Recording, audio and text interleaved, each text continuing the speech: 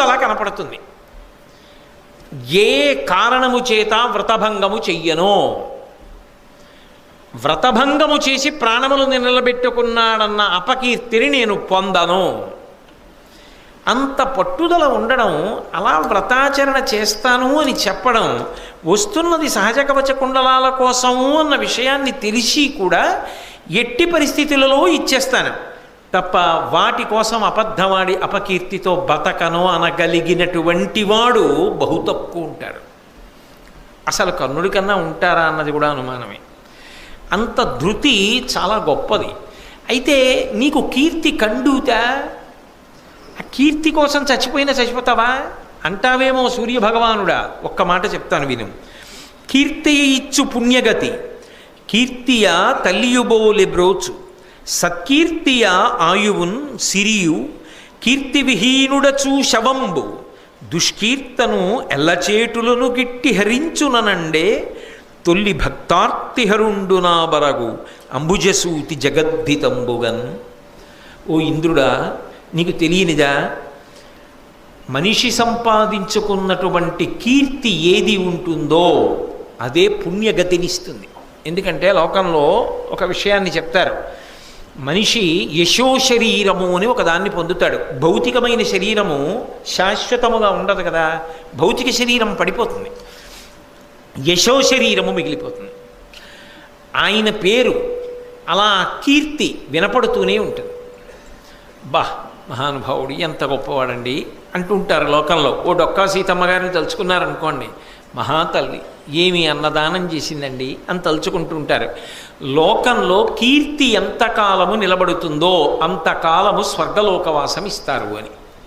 అందుకని యశోశరీరుడై నిలబడాలని కోరుకుంటాడు. మనిషి కీర్తి కోసం ప్రయత్నం చెయ్యాలి, ప్రయత్నపూర్వకంగా కీర్తిని సంపాదించుకోవాలి. కష్టపడకుండా కీర్తి రమ్మంటే ఎక్కడి నుంచి వస్తుంది? కష్టపడితే, ఉత్తమ కర్మలు చేస్తే, త్యాగం చేస్తే కీర్తి వస్తుంది. కాబట్టి యశమునంద్ అనురక్తియు ప్రకృతి సిద్ధగుణంబులు సజ్జనాళికిన్ అంటాడు భర్తృహరి.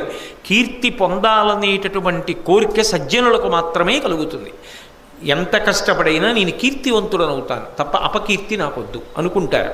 కాబట్టి కీర్తియ ఇచ్చు పుణ్యగతి, కీర్తియ తలియుబోలె బ్రోచు. అమ్మ పసిబిడ్డడు తనని తాను రక్షించుకోలేని వాడిని అమ్మ ఎలా కాపాడుతుంటుందో, వాడికి ఆకలిస్తుంది, అమ్మ నాకు ఆకలిస్తోందని అడగడం రాదు, కానీ వాడి ఆకలి గుర్తిరిగి అమ్మ వాడికి పాలిస్తుంది.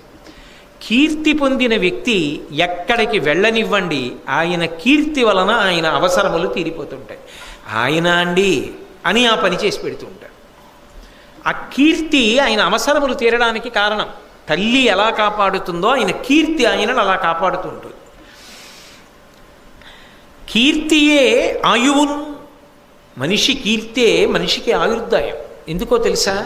ఉత్తమ కర్మలు చేసి కీర్తి సంపాదించుకున్నవాడు 10 కాలాలు బ్రతికుండాలని చెప్పి ప్రతి వాళ్ళు నమస్కారం చేస్తారు.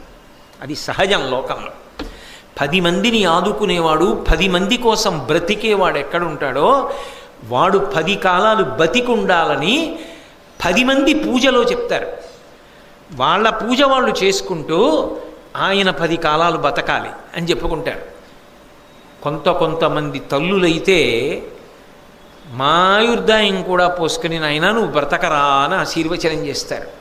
అందుకే ఆయుర్దాయము దేని వలన వస్తుంది అంటే కీర్తి వలన వస్తుంది.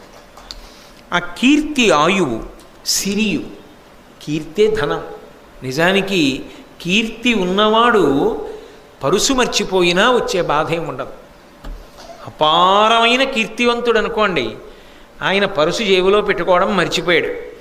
ఆయన పరుసు జేబులో పెట్టుకోవడం మర్చిపోయి ఎలా అక్కడికి ఎక్కడికో వెళ్ళాలి, చాలా దూరం వచ్చేసాను అనుకున్నా ఎవరో వచ్చి నమస్కారం పెట్టి ఏమిటండి ఆలోచిస్తున్నారు అంటే, అబ్బాయి ఏం లేదండి, ఏదో మామాట పడుతున్నారు మీరు ఎందుకో అంటే, లేదు ఇంట్లో పరుసు మర్చిపోయానండి, మళ్ళీ ఎలా వెళ్ళడమా అని ఆలోచిస్తున్నాను, తాళం చెవి కూడా లేదు, ఇల్లు తాళం వేసుకుని తను పట్టుకుని వేరే పని మీద వెళ్ళింది, ఏదో బంధుగృహంలో ఉత్సవం ఉంటే మళ్ళీ అక్కడికి వెళ్ళాలి, మళ్ళీ అక్కడి నుంచి తాళం తెచ్చి ఇక్కడ ఇంట్లో తాళం తీసి పొరసట్టుకొచ్చి నేను వెళ్ళేటప్పటికి పని వేళ దాటిపోతుందని ఆలోచిస్తున్నాను అంటే, మీరు భలేవారే, అంత ఆలోచించాలా, నేను ఇప్పుడు ఏం పెద్ద రాజకార్యం మీద వెళ్ళటం లేదు, నా కార్యక్రమం పని పూర్తి చేసి తీసుకొచ్చి ఇంట్లో దింపేస్తాను అంటాడు.